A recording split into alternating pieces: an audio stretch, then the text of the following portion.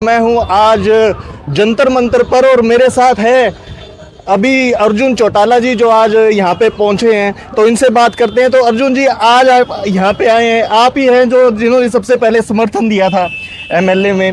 तो बताइए, क्या आपने वांगचुक जी से बात की? आप यहाँ सबसे पहले तो उनकी सेहत के बारे में मेरी बातचीत हुई और ज़्यादा लंबी नहीं हुई। मैंने तो उनको यही बोला, देखिए जी, आप हमारी पूरी पीढ़ी के लिए प्रेरणा हो और एक सीधी सी बात है जी, इस लड़ाई में हम आपके साथ हैं। जो भी आप फैसला करेंगे, जो भी आप आदेश देंगे, उसके अंदर हम पूरी तरह से निष्पक्ष तरीके से आपके साथ हैं। तो सर, आपकी उनसे और क्या बातें हुई और उन्होंने क्या कहा कि आगे वो क्या करने वाले हैं? वो पहली बात तो वो मैं आपको नहीं बताऊंगा, फिर वो आप इस पे बता दोगे। ठीक है, वो क्या करने वाला है ये कैसे बता सकते हैं। लेकिन अभी तक अभी तक यही है, मंच से ये फैसला लिया गया कि आपको पता ही है 20 तारीख को 20 तारीख को वही उसी के बारे में सर मैं पूछ रहा हूँ थोड़ा। बिल्कुल, और इतना ही है जी, हम अपनी तरफ से पूरे जोर शोर के साथ हम यहाँ पहुँचने का काम करेंगे, उनका साथ देने का काम करेंगे। अच्छा, तो सर अभी आपने जब सबसे पहले समर्थन किया था, तो क्या चीजें हैं जो आपको यहाँ पे खींच के लेके आई है? देखिए जी, एक जनप्रतिनिधि होने के नाते इस बात का मुझे एहसास है कि जी हमारी एक जिम्मेवारी बनती है कि हमारा वोटर है या कोई भी साथी है, अगर उसका कोई भी सवाल हो तो हमारी जिम्मेवारी बनती है उसके जवाब दें। वहीं अगर प्रदेश के अंदर सरकार जो चला रहे है, उसकी जिम्मेवारी बनती है कि वो जनता को उसका जवाब दे। सर, लेकिन यहाँ तो सवाल पूछने वाले को ही गालियाँ दी जा रही है, सवाल पूछने वाले को दबाया जा रहा है, गंदा कहा जा रहा है। कभी चाइना का एजेंट कह देते हैं, कभी अमेरिका का एजेंट कह देते हैं, कभी कहीं का एजेंट कह देते हैं। ये गलत है सर। देखिए जी, हमारी पूरी पीढ़ी को पैरासाइट बोला गया, हमारी पूरी पीढ़ी को कॉकरोच बोला गया। तो जिस दिन अभिषेक जी ने अपना पेज बनाया था, तो उसी दिन मैंने फैसला कर लिया था कि भी मैं इस मूवमेंट के साथ हूँ।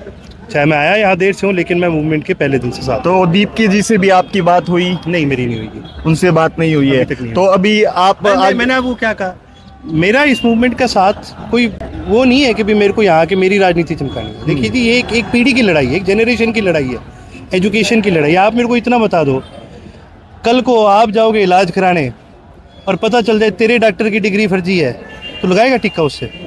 नहीं ना। या आप अपने बच्चों को ले जाओगे ऐसे डॉक्टर के पास? नहीं जा ही नहीं जा सकता भाई साहब।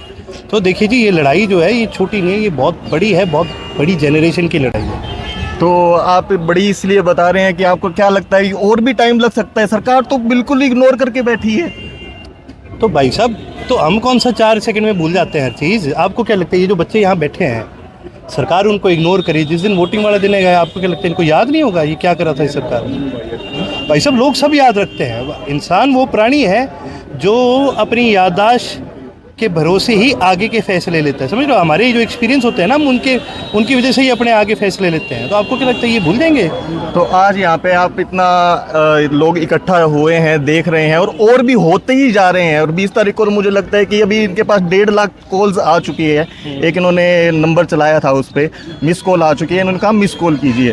तो आपको क्या लगता है कि 20 तारीख को यहाँ पे कितना जल सैलाब हो सकता है? क्योंकि आपने यहाँ पे देखा है, आपने एनालाइज किया होगा कुछ। तो देखिए जी, इसका ना तो आप अंदाज़ा लगा सकते हैं, ना मैं अंदाज़ा लगा सकता हूँ। इसका एक कारण है, प्रदेश में, दिल्ली में जितनी बार भी धरना या कभी भी कोई प्रदर्शन हुआ है, या आपको पता है कि दिल्ली गवर्नमेंट पहले ही बॉर्डर पे उनको रोकना शुरू कर देती है, करती है कि नहीं करती? तो अब बात ये नहीं आती लोग कितने आ रहे हैं, लोग तो देखो लाखों की तादाद में आएंगे। बात ये कि यहाँ पहुँच कितने पाते हैं, ये देखने वाली बात है। तो आंदोलन जितने कामयाब हुए हैं बीजेपी सरकार आने के बाद, वो तो शायद एक आधा ही होगा, किसान आंदोलन ही था। तो आपको क्या लगता है कि उसके अलावा बहुत, यहाँ हरियाणा हो, हमने बहुत कामयाब करे हैं। लाइक मैं आपको एक हरियाणा के अंदर बुजुर्गों की पेंशन काटी थी सरकार ने जी। चौधरी अभय सिंह जी ने आंदोलन शुरू करा। उस आंदोलन की फाइनल डेट जिस दिन अनाउंस हुई थी ना, उससे एक दिन पहले सरकार ने अपना जो नोटिफिकेशन है वो जारी कर दिया। हरियाणा की मंडियों के अंदर रात का टाइम बंद कर दिया था, रात को ट्रैक्टर नहीं जा सकते थे। हमने खुला ऐलान करा, हम लेके जाएंगे ट्रैक्टर, रोक के दिखा दो किसी में दम है। दोबारा नोटिफिकेशन जारी हुआ, मंडियों को 24 घंटे खोलना पड़ा। चैनत गांव के अंदर चौधरी अभय सिंह जी ने बोला था कि ये अगर टी नहीं लगती तो जहाँ लड़ाई चैनत गांव वाले बोलेंगे सबसे पहले हम लड़ने का काम करेंगे, आ जाओ मैदान पर। टी लग गई। सर, लड़ाई पता है क्या है? लड़ाई लड़नी पड़ती है, और लड़ाई जोर शोर से लड़नी पड़ती है। लड़ाई पता है क्या? लड़ाई ना प्रेम प्यार से नहीं होती।